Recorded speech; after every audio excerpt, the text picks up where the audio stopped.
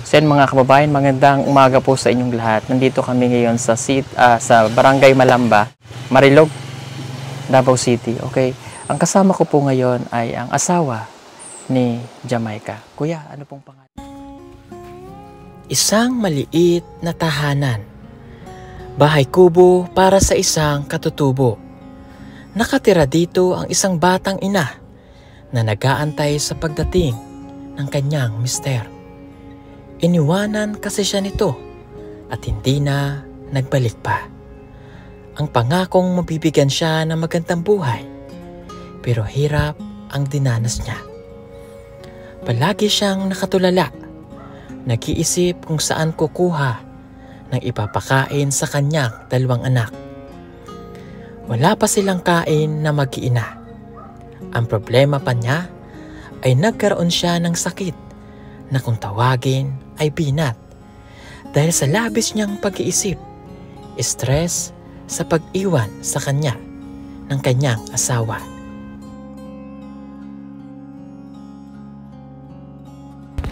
Maaga ka na binyo. Nagbinyo? Opo, sir. Pila mo edad mo? 13. 13. Nasaan na yung asawa?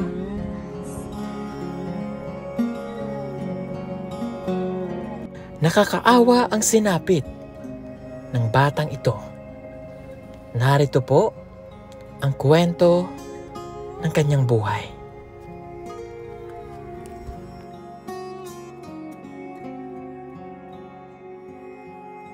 Kuya, ano pong pangalan mo?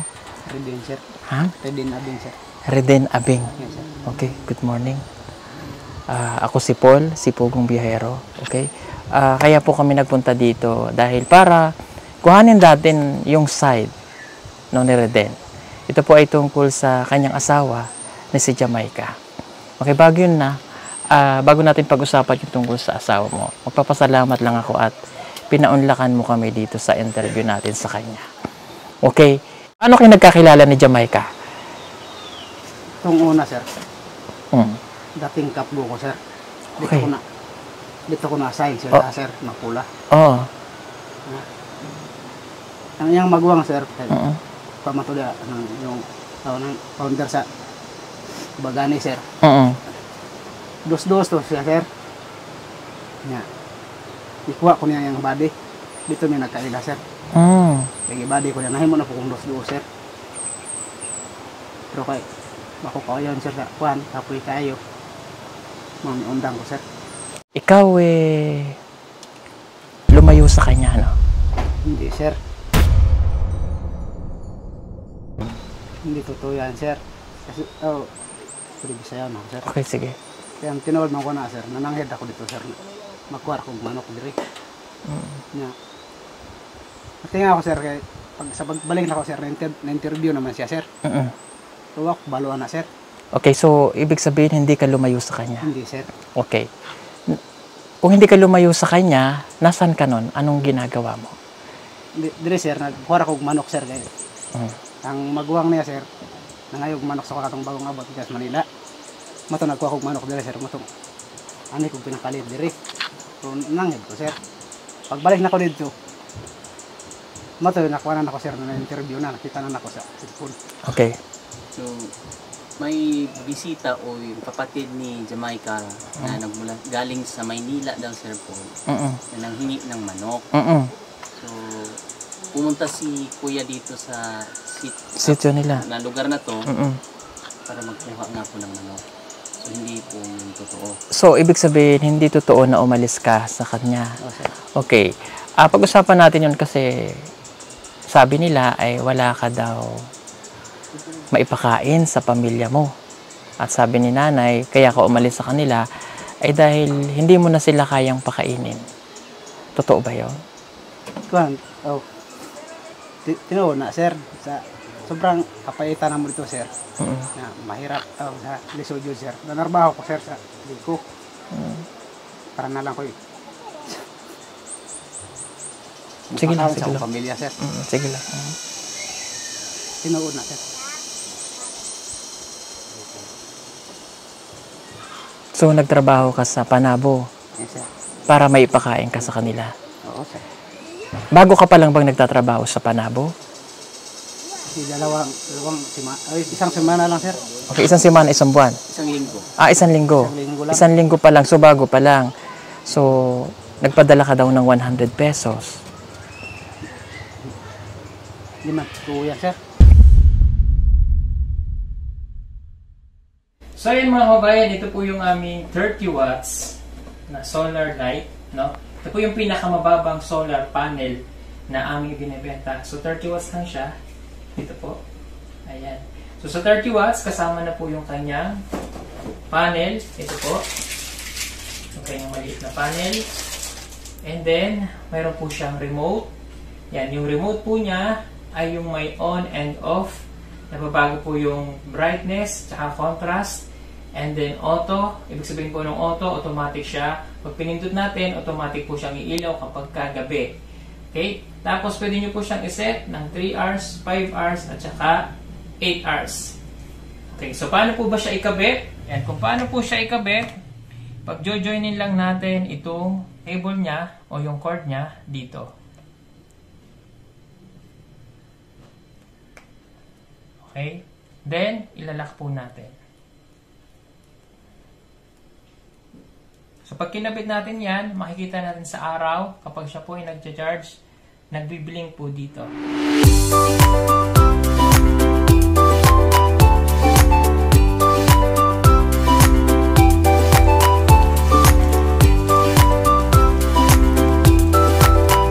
And then, yung cable wire niya po, ang haba po nito ay 3 meters. Ayan, 3 meters. Okay, so ganito po yan. Pag nakabit na natin yan, so pwede na natin itong ibilad sa araw. Ito yung ibibilad natin sa araw. So ang gamit lamang po nito ay for only 30 watts. Hindi nyo po siya pwedeng gamitan ng appliances para lamang po ito sa ilaw. Okay, ito po yung remote. Pag binuksan po natin yan, pindutin natin yung on, iilaw siya. So ipapakita po namin sa inyo ngayon kung gaano siya kaliwanag kapag gabi na. Okay, pag nag-order po kayo nito, may free po kayo kasamang ganito, yung ating mini flashlight. Ito po yung free niya, naka-promo lang po ito ngayon. Ayan. So ito po yung kasama niyang free na mini flashlight. Ayan. So, meron din siyang ganyan, nagbiblink-blink at meron siyang body. Okay, ang presyo po natin ito ay for only 2,200 pesos. Free shipping na po siya nationwide. Natin. So, papakita ko ngayon kung gaano kaliwanag itong 30 watts. So, ito yung remote. Ayan, buksan natin. Ayan. Ganyan po siya kaliwanag. For only 2,200, free shipping na po siya nationwide. At may kasama pa siyang flashlight. Ayan, oh. Ito po yung free na kasama. Ayan, maliwanag din siya. Oh. May body pa siya. Body, ilaw. Yan.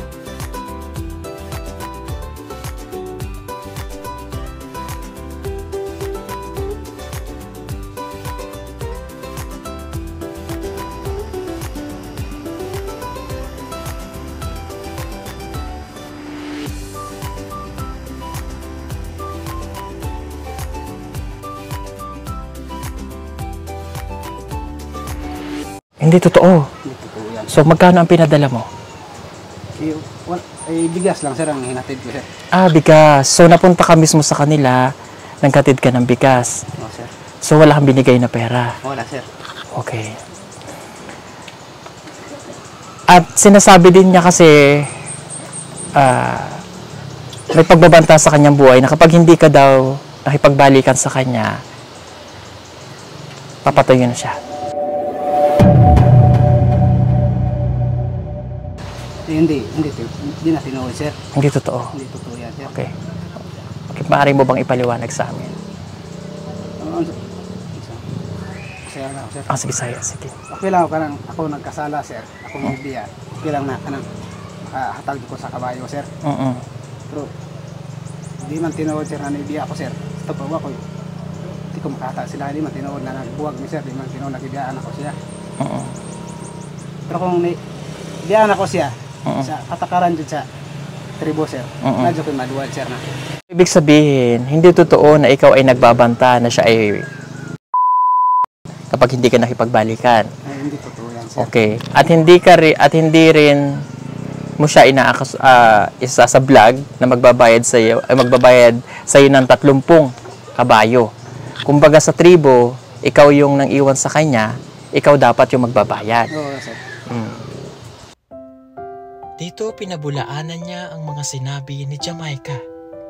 Hindi raw totoo na papatayin niya ito kapag hindi ito nakipagbalikan sa kanya.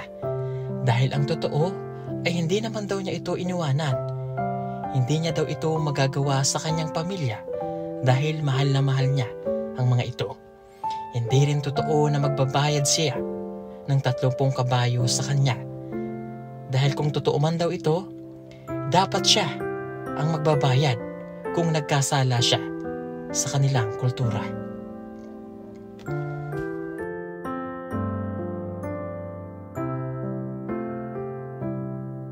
Okay. Ngayong nalaman mo yung mga ganun na sinabi niya sa amin na pan-interview. So, ito ay ginawa lang namin para po malinawan din ano. Ano yung naramdaman mo? Iyan na po, sir. Ulo yun, sir. Okay lang, pinuod, sir. Rugby.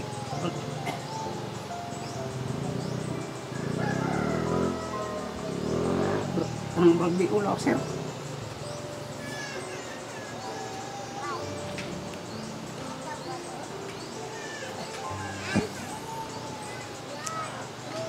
Gaano mo kamahal si Jamaica?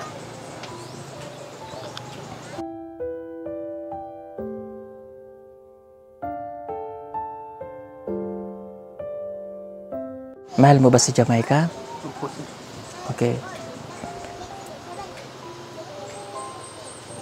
Paano ngayon itong nangyari sa iyo na pasensya ka na rin dahil dun sa interview namin, nag-rely lang kami kung ano yung nasabi niya sa amin. Kaya nga kinuha natin yung side naman niya. May plano ka pa ba na balikan siya doon? Opo, sir. Willing ka bang sumama sa amin para madala doon? Para at least mapag-ayos natin sila? Okay lang sa'yo? O Bukas na lang, sir. handa ka na bang sumama sa amin para makaharap siya? Bukas na lang, sir. Pwede, sir. Oh, okay, sige. Pwede naman. Pwede naman bukas. Okay, may mensahe ka ba kay Jamaica?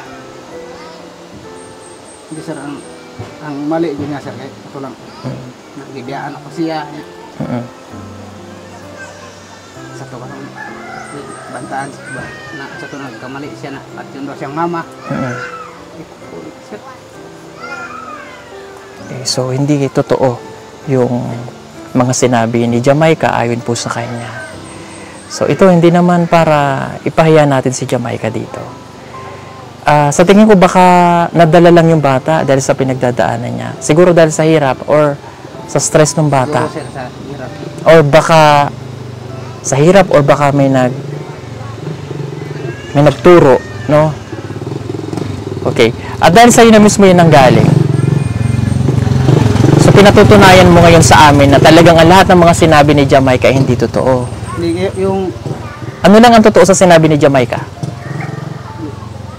duha lang mali, sir. Okay, ano yung... Parang yung bigyan ako siya. Itong pagbantayan siya na kapatay daw siya sa akong mama. Tinuot ka na rin duhang mali, sir. Isa na, sir. Nagkaliso din dito, sir. Liso na yung bagong tapon, sir. Ano yan? Bagong salta. Mahirap daw po yung okay. bagong salta kasi isang lugar. Okay, so nahirapan ka doon sa lugar nila, kumbaga. Doon. So doon ba, nagtira kayo doon, no? Anong naging hanap buhay mo doon sa lugar nila? Saging lang, sir. Saging? Saging na yung abaka, sir. Ano pa? Saka yung saging nga, tundan, ang bang ligya bitaw, sir, na tundan binangay nga, yun lang, sir. So palagi ang kinakain nyo kamote, karlan din doon, tsaka saging. Minsan, sir. Okay. Pero bigas din naman, madalas. Oo, sir. Okay. Nagreklamo ba siya sa'yo kung ito lang yung kaya mo ibigay? Oo, sir. Normal yon kasi ikaw yung padre de pamilya. Kasi dalawa na yung anak niyo eh. Hindi mo ba siya pinilit na dito kayo tumira sa lugar niyo? Sa'yo lang ako, sir. Sige. kuan mo sir na magoy patakaran sa tribo sir. Na? Pag may nakoy kabayong mabilin dito sir. Madala na ko pamilya na ko dire. Pero wa ko mabilin sir, di na ko madala dire sir. Ano yun? So, may batas din ang kanilang tribo na once na hindi ka makapagbigay ng kabayo, hindi mo basta-basta madala mailipat dito yung asawa, Okay. yung partner mo. So, ibig sabihin, hindi ka pa nakapagbigay ng kabayo sa kanila nung kayo ay nagsimulang mag-asawa, nag-uyab. Madala man akong asawa na ko dire sir, pero isang buwan lang, simana.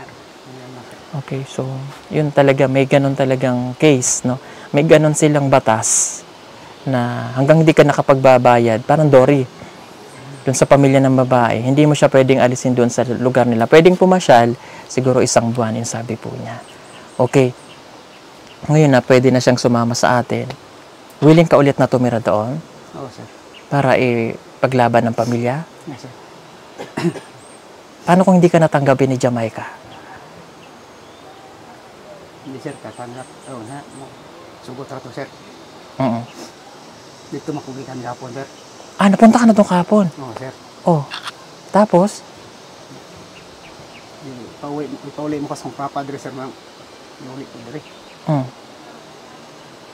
Pinauwi ka dito? Oo. Bakit ka pinauwi? Hindi, dire lang sila pa isang bayon sir ba? Kadyo tara daw. Ano yun? Ano? Standby mo na siya daw dito, sir. Bakit? Siguro sa issue siguro sa nangyari. Oo. Okay. Pero, Ulo ka sir eh. nahiya ka sa nangyari.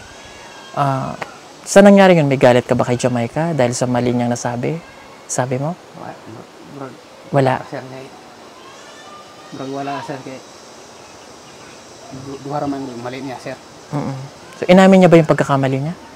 Oo sir. Okay. Natanong mo ba kung may nagsabi ba sa kanya na ganito ang sabihin mo? Iwan ko sir. Wala. Wala ko na po. Yung magulang niya may nasabi ba sa'yo? Wala mo sir. Wala. Wala sir. Okay. So, ibig sabihin, babalik ka ulit doon, Oo sir. aayusin niyo yung pamilya niyo. Yes sir. Okay, yun ang mas mabuti. Siguro maganda nga magkausap kayong dalawa.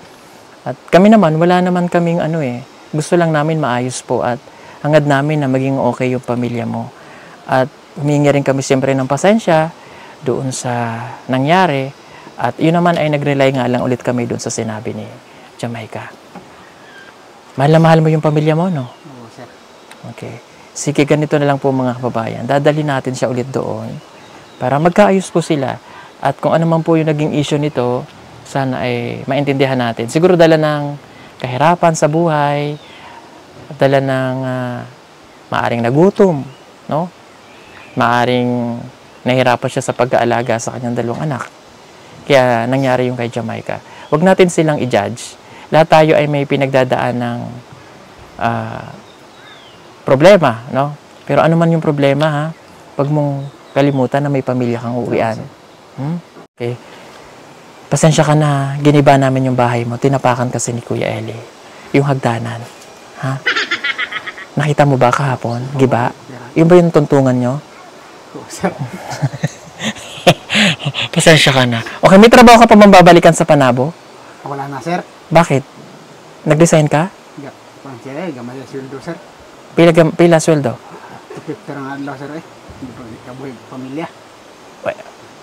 May nirerentahan ka pang bahay doon? O stay in? Stay in sir. Layo mo sa area sir ang trabahoan niya. Malayo. Paano yan dito? Wala ka rin trabaho. Ano magiging trabaho mo? Gapon pa ako dire sir. Lalo na ako sir ugma mo uli na ako dito ugma. Uwi na siya doon. So, ano magiging trabaho mo doon? Balik na ko sa kuan sir. Upang uma dito sir. Sakahan niya, babalik siya. Babalik ka sa sakahan. So, ibig sabihin may sakahan ka doon. Oo sir. Okay. So, para makapiling mo yung pamilya mo at mga anak. Kaya kuan mo ko sir kay ano man ko si Jamaica sir. Ako parang eskwela sir. Ay, ikaw nagpapaaral kay Jamaica. So, ibig sabihin, hindi rin totoo na siya ang nag-uuling? Totoo yan sir. Siya nag-uuling? Kayong dalawa? Ako, sir. Okay. Oo, sir. So, ibig sabihin, gusto mo siyang pag-aralin para matupad niya yung pangarap niya. Ikaw ba ay nakapagtapos ng pag-aaral? Wala sir. Anong grado lang? Grade 6 na ako, sir. Ha? Grade 6 lang, sir. O grade 6, okay na. At least nakakapagbasa ka. Ano sana ang pangarap mo? Ha? Wala kang pangarap? Paglaki, pagdako, ayun sana yung dating pangarap mo kung nakatapos ka ng pag-aaral. Lisod mo sa una, sir, sa tribo, sir, kay Mahirap talaga ang buhay. Pero yung gusto mo sana, gusto yun takong ka-eskwela sa una, sir. Ano man, sa una lang man. Sir, pero ba't di mo na pinagpatuloy? I mean, meron naman tayong ALS. Gusto mo pa bang mag-aral? hindi na siguro, sir, kay namangkudo ka buk anak, sir, eh. Eskwela ng asawa na ko, sir. Okay, so yung asawa na lang daw niya sa Jamaica. Bantay mo, good, sir. Okay, sige. Maraming salamat. Thank you. Thank you, ha. Salamat sa interview na ito. At naintindihan namin ngayon yung pinanggagalingan nung nasa sa dibdib niya. At least nailabas niya na yung gusto niyang sabihin. At para na nailabas niya rin yung side niya. Kasi syempre, nagkaroon na ng kwento-kwento, maaaring napahiya nga. Kaya maigi at pumayag po siya na ma-interview para maipakita natin yung side niya. Salamat. Thank you. At magkita tayo bukas. Saan ka namin pwedeng, baka hindi kami makaano na dito. Yes, sir. Ha? Kalinan. Pwede, mapulan na siguro, sir. Mapulan na. Mapula. Diretso Diretso ka na. Naman ko yung motor niya, sir. Okay, magbumotor ka na lang. Okay, magkita tayo bukas sa Mapula. Sige po, marami pong salamat sa inyong lahat mga kababayan. And God bless po.